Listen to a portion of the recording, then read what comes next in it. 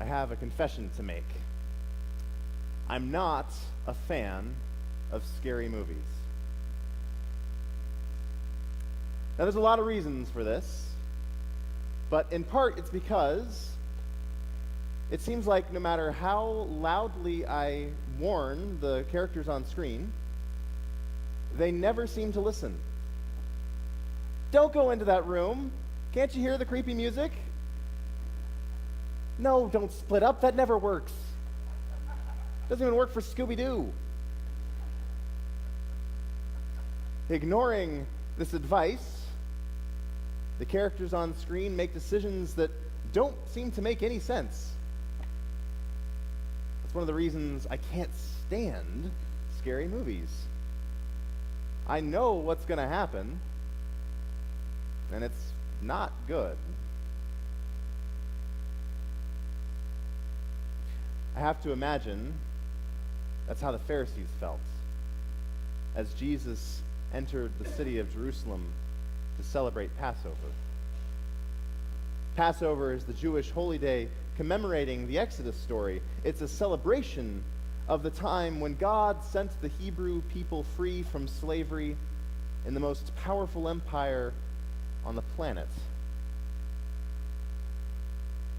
During Passover, the people celebrated their hope for a Messiah, God's anointed one who would set them free from oppression once again.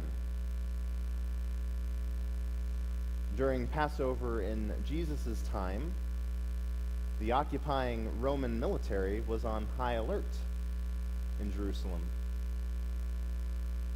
Pontius Pilate, the Roman governor at the time, was known to make an example of any upstart Messiah or would-be king who tried to start trouble during Passover.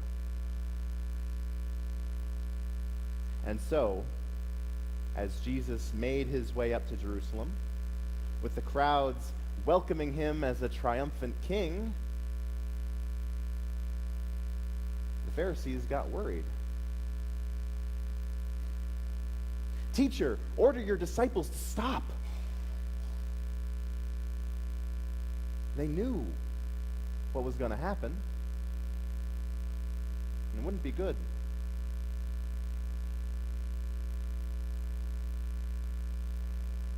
Jesus knew that this was the last time he would enter Jerusalem.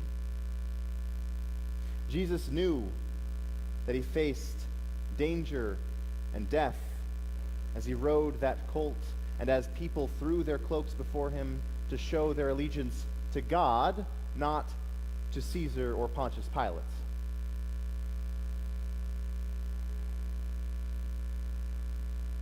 He was bringing the message of God's love and mercy, and it would be rejected.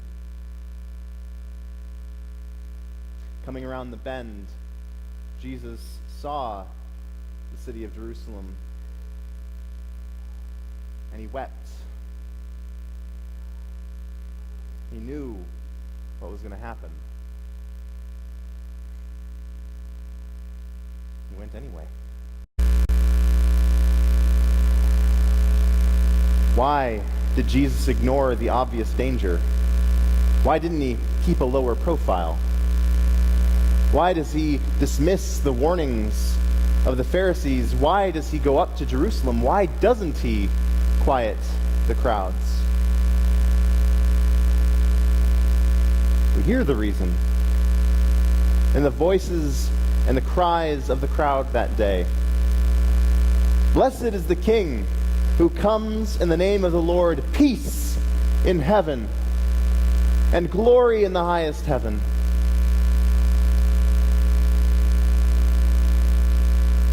The people were desperate for peace. If they were to be silent, the stones themselves would cry out. That's how deeply they hungered for peace. That's why Jesus kept moving forward. ignoring common sense and the warnings of the concerned Pharisees, Jesus showed that God listens to the cries for peace.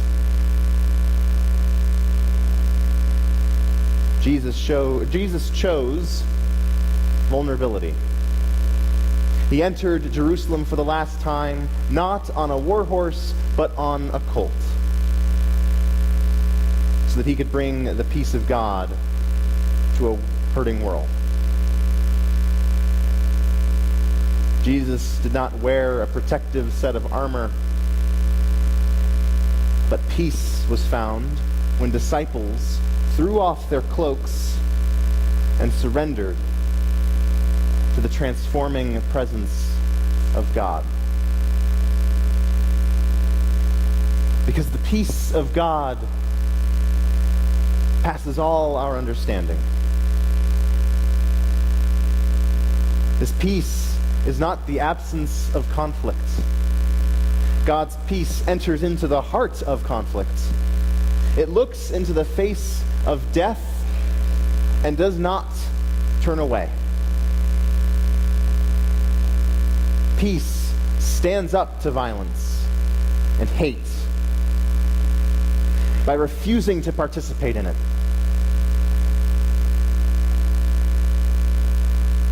To bring peace, Jesus will go to the cross, not to satisfy the wrath of an angry God, but to show us the length and breadth and depth of God's love in the face of our own wrath.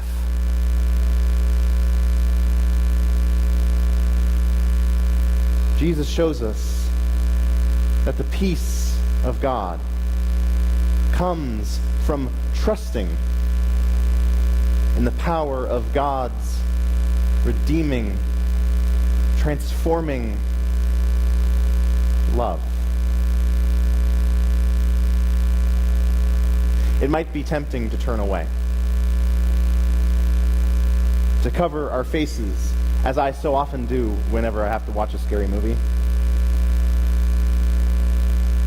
It might be tempting to tell all those who cry out for peace, including ourselves, be quiet.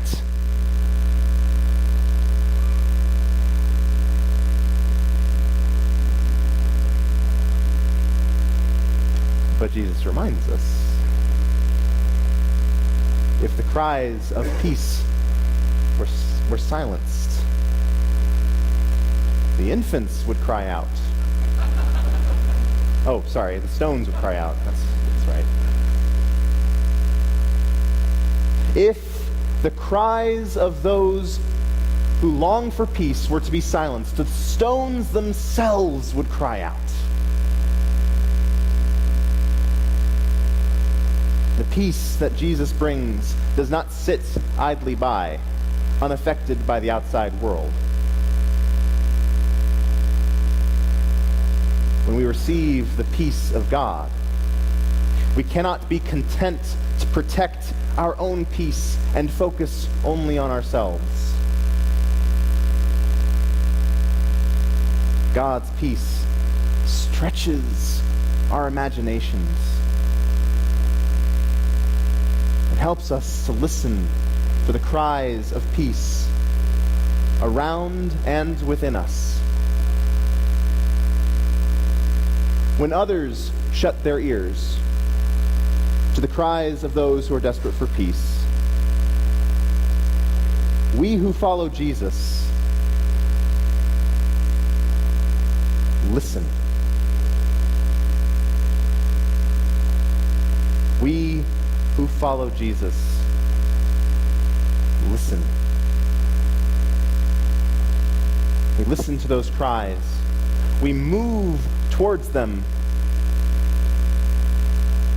even if it means getting out of our comfort zones.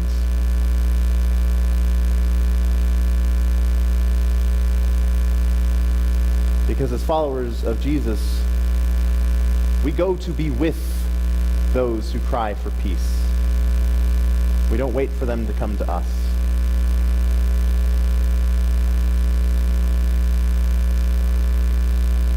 go, we follow to bring peace,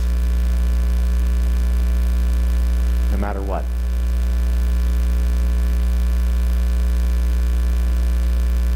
Because the one we follow chose to ignore the warning cries and listened instead to the cries for peace. We know what's going to happen the rest of this week.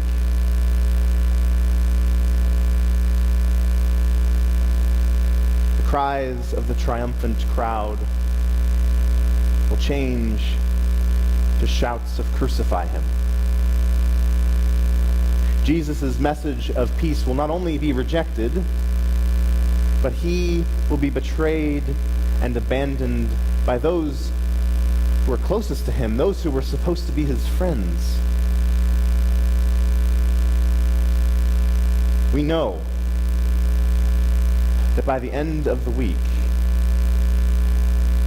God's peace